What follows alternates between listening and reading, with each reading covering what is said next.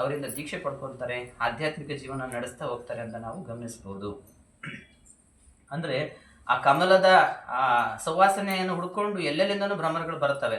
ಆದ್ರೆ ಪಕ್ಕದಲ್ಲಿ ಓಡಾಡ್ಕೊಂಡ್ರು ಕಪ್ಪೆಗಳು ಮಾತ್ರ ಬಳಿಗೆ ಬರುವ ಕೀಟಗಳನ್ನು ತಿಂದೇ ಸಾಯುತ್ತವೆ, ಸುವಾಸನೆಯನ್ನು ಗ್ರಹಿಸೋಲ್ಲ. ಹಾಗೆ ಶ್ರೀಮಾತೆಯವರ ದಿವ್ಯತೆ ಎಂಬ ಸೌರಭದಿಂದ ಆಕರ್ಷಿತರಾಗಿ ದೂರ ದೂರದಿಂದ ಭಕ್ತಾದಿಗಳೆಲ್ಲ ಬಂದು ಅವರನ್ನ ಆರಾಧಿಸಿ ಆಶೀರ್ವಾದವನ್ನು ಪಡ್ಕೊಳ್ತಾರೆ.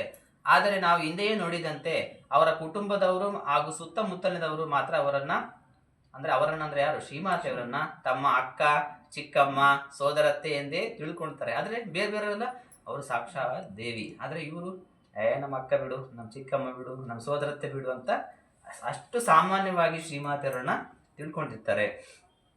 ತಮ್ಮ ತಮ್ಮ ಸಂಸಾರಗಳನ್ನೇ ಹಾಸಿ ಒದ್ದುಕೊಂಡಿದ್ದರು. ಒಂದು ದಿನ ಶ್ರೀಮಾತೆಯವರನ್ನ ಅವರ ಸಂಬಂಧಿಕನೊಬ್ಬ ಕೇಳಿದ, ನಿಮ್ಮನ್ನು ನೋಡುವುದಕ್ಕೆ ದೂರ ದೂರದ ದೇಶಗಳಿಂದ ಎಷ್ಟೊಂದು ಜನ ಬರುತ್ತಿದ್ದಾರೆ, ಆದರೆ ನಮಗೆ ಮಾತ್ರ ನಿಮ್ಮನ್ನು ಸರಿಯಾಗಿ ತಿಳಿಯುವುದಕ್ಕೆ ಸಾಧ್ಯವಾಗುತ್ತಿಲ್ಲವಲ್ಲ, ಯಾಕೆ ಎಂದು. ನೋಡಿ, ಶ್ರೀಮಾತೆ ನೋಡ್ಲಿಕ್ಕೆ ಎಲ್ಲೆಲ್ಲಿಂದ ಯಾವ ದೇಶಗಳಿಂದ ಬರ್ತಾ ಇರ್ತಾರೆ.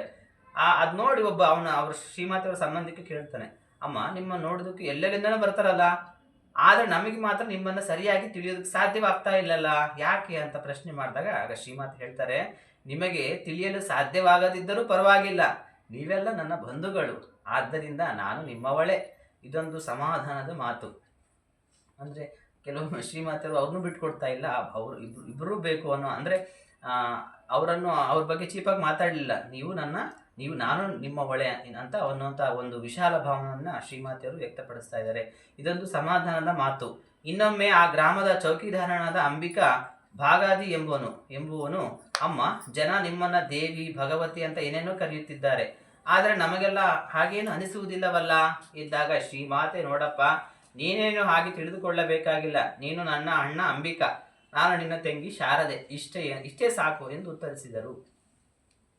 ಈಗ ಯಾರೇ ಆಗಲಿ ಜನರು ಏನ ಕರಿತಿರ್ತಾರೆ ಅಂದ್ರೆ ನಾವು ಅದು ಪ್ರಶ್ನೆ ಮಾಡ್ತೀವಿ, ಅಮ್ಮ ಅವ್ರನ್ನ ಕರೀತಾರಲ್ಲ, ದೇವಿ ಅಂತಾರೆ, ಭಗವತಿ ಅಂತಾರ, ಆದ್ರೆ ನನ್ನ ಭಗವತಿ ದೇವಿ ಯಾವ ಲಕ್ಷಣಗಳು ನಿಮ್ಮಲ್ಲಿ ಕಾಣ್ತಾ ಇಲ್ಲ ಅಂತ ಹೇಳಿದಾಗ ಶ್ರೀಮಾತೆಯವರು ಹೇಳ್ತಾರೆ, ನೀನು ನನ್ನ ಅಣ್ಣ ಅಂಬಿಕಾ ಅಷ್ಟೇ ಅಪ್ಪ, ನಾನು ನಿನ್ನ ತಂಗಿ ಶಾರದೆ, ಇಷ್ಟೇ ಅಂತ ಶ್ರೀಮಾತೆಯವರು ಉತ್ತರಿಸ್ತಾರೆ. ಇದು ಇನ್ನೊಂದು ಸಮಾಧಾನದ ಮಾತು. ಧರೆಗಿಳಿದು ಬಂದ ಜಗನ್ಮಾತೆಯನ್ನ ಸರ್ವರು ಗುರುತಿಸಬೇಕಾಗಿಲ್ಲ. ಶ್ರೀರಾಮಕೃಷ್ಣ ಎನ್ನುತ್ತಿದ್ದಂತೆ ಶ್ರೀರಾಮಕೃಷ್ಣ ಹೇಳ್ತಾ ಇದ್ರು, ಭಗವಂತ ಧರೆಗಿಳಿದು ಬರುವುದು ಅನೇಕ ಜನ್ಮಗಳಿಂದ ಸಾಧನೆ ತಪಸ್ಸು ಮಾಡಿದ ಭಕ್ತ ಜನರಿಗೋಸ್ಕರ.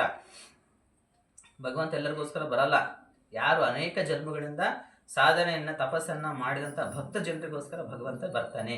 ಹೀಗೆ ಸಾಧನೆ ಮಾಡಿ ಹೃದಯವನ್ನ ಶುದ್ಧಿಗೊಳಿಸಿಕೊಂಡವರಿಗೆ ಮಾತ್ರ ವೇಷ ಪಲ್ಲಟ ಮಾಡಿಕೊಂಡು ಬಂದ ಅವತಾರ ಪುರುಷರನ್ನು ಗುರುತಿಸಲು ಸಾಧ್ಯವಾಗುತ್ತದೆ.